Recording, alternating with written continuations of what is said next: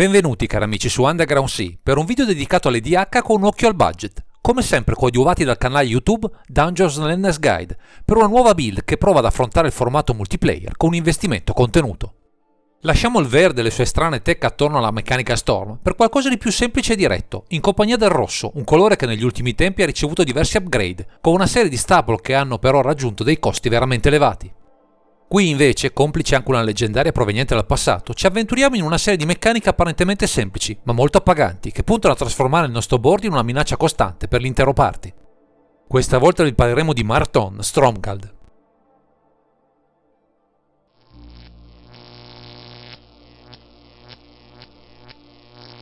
Abbiamo a che fare con una carta del passato remoto di Magic, stampato un'unica volta nel set Ice Age, presentando, confrontandolo con le altre leggendarie più recenti, meccaniche apparentemente semplici, anche se molto potenti se ben sfruttate. Ma andiamo con ordine analizzando le sue caratteristiche. Con 4 mana, 2 generici e 2 rossi abbiamo un cavaliere umano con forza 1 e costituzione 1, con 2 abilità, concentrate sul potenziare le nostre creature. Nella prima abilità abbiamo, ogni qualvolta Marton Stromgald attacca, le altre creature attaccanti prendono +1/+1 fino alla fine del turno per ogni creatura attaccante diversa da Marton Stromgald. Mentre la seconda dichiara, ogni qualvolta Marton Stromgald blocca, le altre creature bloccanti prendono +1/+1 fino alla fine del turno per ogni creatura bloccante diversa da Marton Stromgald. Ci troviamo nella zona di comando un enable per attaccare o bloccare, con le nostre creature decisamente potenti, a patto di avere un buon numero di bittanti che all'unisono effettuano insieme al generale un attacco o un blocco, pompando così le rispettive statistiche di forza e costituzione. Questo approccio diventerà tanto più efficace tante saranno le creature in campo e capite bene che in questo colore, grazie ai molti generatori di token accessibili nel formato, potremo generare degli attacchi capaci di annichilire chiunque, con pochi e semplici accorgimenti. Il nostro Marton Stromgald punterà sulla forza del numero e non solo, come avremo modo di illustrarvi in questa disamina, a lui dedicato, per una lista capace non solo di farvi divertire, ma anche di portare a casa più di qualche vittoria, in barba al budget di questo mazzo.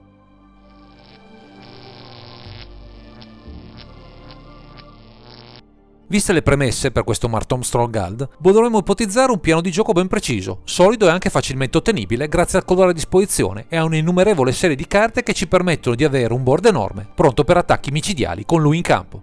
Con un generale che non si preoccupa del tipo creatura tra gli attaccanti o i bloccanti, per pompare tutto il board, potremo sfruttare le sinergie di Precursor Golem, abbinata a Twin Flame, per avere, anche con poco mana, una marea di token golem pronti ad attaccare gonfiando a vicenda le rispettive statistiche. Avremo anche dei modi piuttosto fantasiosi per pompare il nostro team, anche senza Marton in campo, utilizzando Descent of the Dragons, senza contare che in combinazione con Anarch Hardened in the Forge potremo produrre molti altri token per un attacco senza precedenti.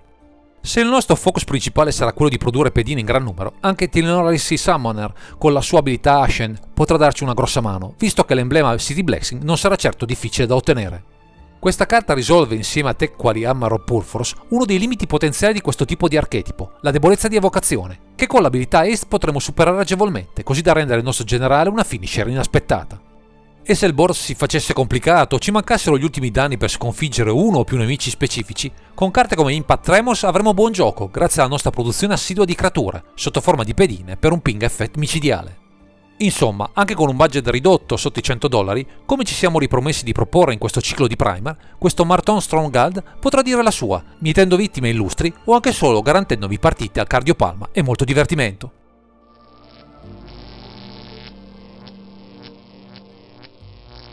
Fin qui appare chiaro che il focus di questa lista capitanata da Marton Stromgald punta quasi esclusivamente a produrre molti token per lanciarli in attacco in massa, sicuramente letali con il nostro comandante in campo, purché sia lui a guidare direttamente la nostra azione. Visto il suo costo di cast non certo leggero, ci doteremo di qualche ramp effect tra Iron Mirror e i diversi sassi economici presenti nel formato, con anche Insignet, Commander Sphere, Fire Diamond, Liquid Metal Torque, Mind Stone e Soul Ring a supporto della nostra azione. C'è però un ulteriore stratagemma per avere accesso a molto mana attraverso Battle Hymn, una magia sinergica con il nostro board sempre affollato, così da darci un boost nell'azione tale da sbaragliare in un sol colpo tutti i nostri avversari increduli. Di certo per soddisfare questa sete di creature in campo non ci mancheranno le carte per produrre token, tra Coran Horse, Battleback Chief, Goblin Instigator, Legion Warboss e Mogwai Marshal, che concorreranno a popolare il nostro board, oltre a essere a loro volta capaci di attaccare all'unisono con il comandante.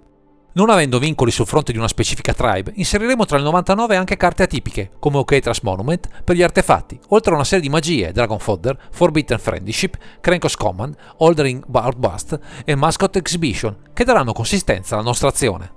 Anche alcuni viandanti come Chandra Collider of Flame e Zarya Archduke of Vernus e persino delle terre tra Downward Mine e Kerkip ci potranno aiutare ad avere un board sempre importante e se le statistiche in campo sono misere ci penserà Marton a incrementare la loro pericolosità.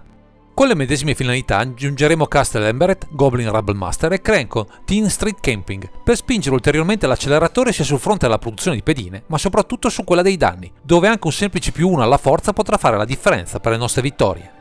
Non avremo però necessariamente bisogno di passare per la combat se avremo in campo carte come Rider e Siege Gang Commander, che ci possono offrire danni diretti aggiuntivi, così da colpire ancora più forte un avversario, magari quello settato meglio contro le nostre strategie. Ci vengono in aiuto anche alcune carte modali, Burn Down the House e Goblin War Party, che possono concorrere a migliorare la nostra azione, soprattutto nelle fasi avanzate della partita, quando avremo molto mana a disposizione per utilizzarle con profitto. Infine, come ciliegina sulla torta, potremo utilizzare Morag, Fury of Kaum, che con le sue combat aggiuntive alimentate dalla sua abilità Landfall, ci potrà regalare più di una vittoria, sballando i calcoli dei nostri avversari, che subiranno non uno, ma 2 o più attacchi, che di certo azzereranno i loro punti vita.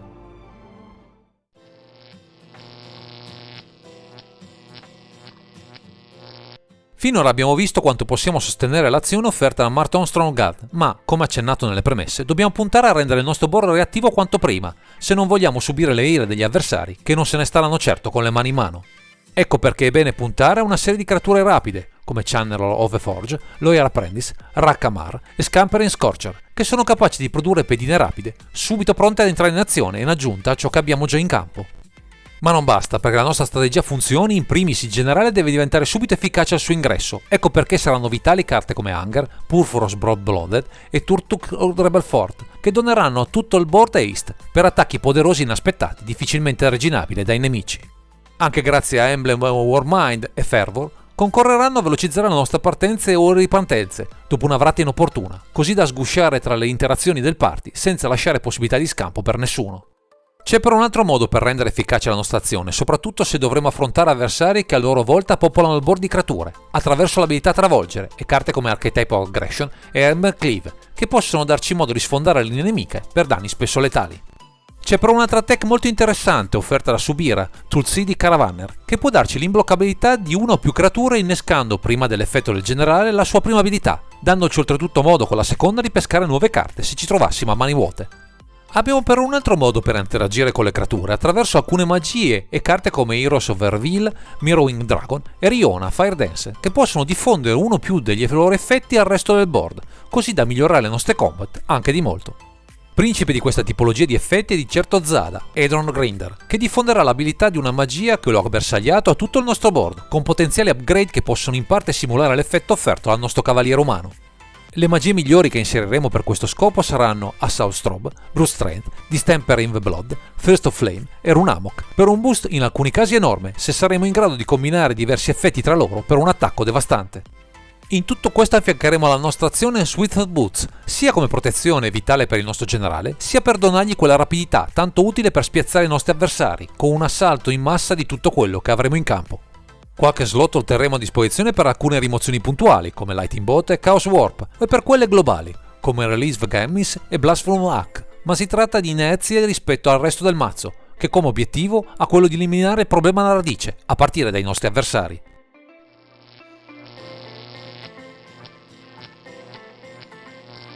Capito il piano di gioco che ruota attorno a Marton Strongguard, sono evidenti tutti i possibili potenziamenti, budget permettendo, che potremo introdurre in questa lista, che offre già così un ottimo potenziale, ma potrebbe risultare ancora più letale.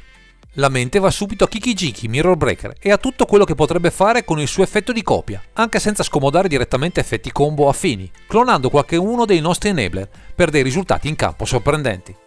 Anche se dovremo puntare una build più focalizzata sui goblin, Crank o Bob Moss potrebbe permetterci un upgrade sul fronte della produzione di pedine, così elevato che lo sforzo potrebbe ripagarci in più di una partita, visti anche tutti gli effetti che danno rapidità alle nostre creature.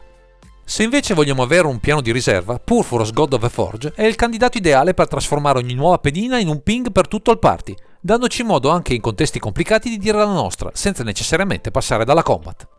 Infine, visto il focus del mazzo e una certa propensione a svuotarci la mano in fretta, sarebbe vincente investire qualcosa in Skullcamp, carta perfetta per fare card advantage, un investimento che potremo sfruttare anche in futuro per altre build, visto quanto offre in sinergia con le strategie a base token.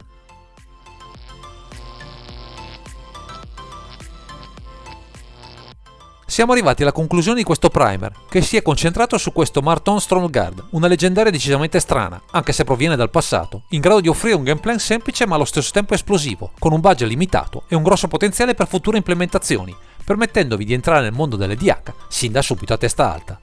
Ringraziamo Dungeon Learner's Guide per averci offerto l'opportunità di collaborare a questo video e non mancheremo di ripetere questo tipo di contenuti, certi di fare cosa gradita ai nostri cari ascoltatori. Direi che questo è tutto per questo video, grazie per averci seguito e non dimenticate di commentare, condividere e sottoscrivere il canale per ritrovarci sempre qui su Underground Sea.